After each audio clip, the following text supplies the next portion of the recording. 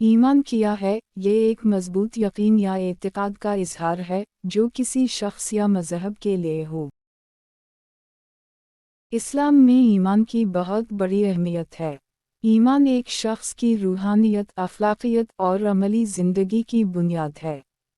कुरान मजीद और हदीस करीमा में ईमान की अहमियत पर बार बार जोर दिया गया है और ईमान को एक मोमिन के उसूली सुतून के तौर पर पेश किया गया है। इस्लाम में ईमान की मुख्तलिफ अक़साम हैं, जैसे अल्लाह पर ईमान, रसूल अल्लाह पर ईमान, आखिरत पर ईमान और कुदरत अल्लाह पर ईमान वगैरह। अल्लाह पर ईमान लाने का मतलब है कि शख्स अल्लाह के वजूद, इसकी ज़ात, इसकी सिफ़ात और इसकी ताकतों का मानना और कबूल करना। ये ईमान शख्स को अल्लाह की मौजूदगी और इसकी रहमतों, बरक़ात और हिकमत को समझने और उन पर अमल करने की राह दिखाता है। उसके साथ साथ अल्लाह पर ईमान लाने का मतलब है कि शख्स अल्लाह के अमर में ईमान ले और इसकी राह पर चले और उसके हुक्मों को अपनी ज़िंदगी में अमल में लाए। शिर्क और ईमान में फ़र्क।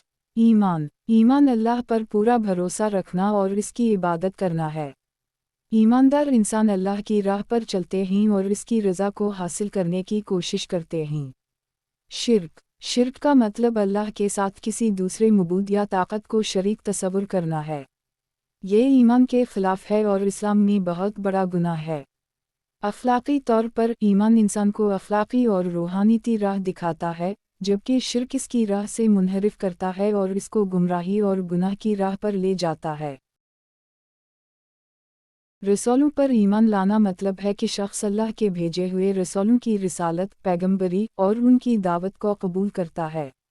ईमान लाना ये मतलब है कि शख्स उनके अक़वाल, अहकामात और सुन्नत को कबूल करके उनकी राह पर चलता है और इनकी तालीमात को अपनी ज़िंदगी में अमल में लाता है।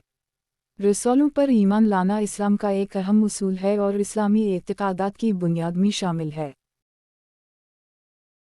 आखिरत पर ईमान लाने का मतलब है कि शख्स मुतक़द होता है कि इस दुनिया के बाद एक ज़िंदगी है जो मावरा अल-तबई, यानी ना ख़त्म होने वाली है, जिसे आखिरत या आखिरी दिन भी कहा जाता है। इस्लाम में आखिरत पर ईमान लाना मौत के बाद उठने वाले इंसान के हिसाब किताब, जन्नत या दोज़ख में जाने के फ़ैसले और अमलों के नताइज के मुतक़द होने को शामिल करता है। आखिरत पर ईमान लाना इंसान को दुनिया के अमलों को इस बात की यकीनी बना देता है कि वो अपनी दुनिया की ज़िंदगी को एक आखिरती मंसूबे के लिए मुताबिक गुजारता है।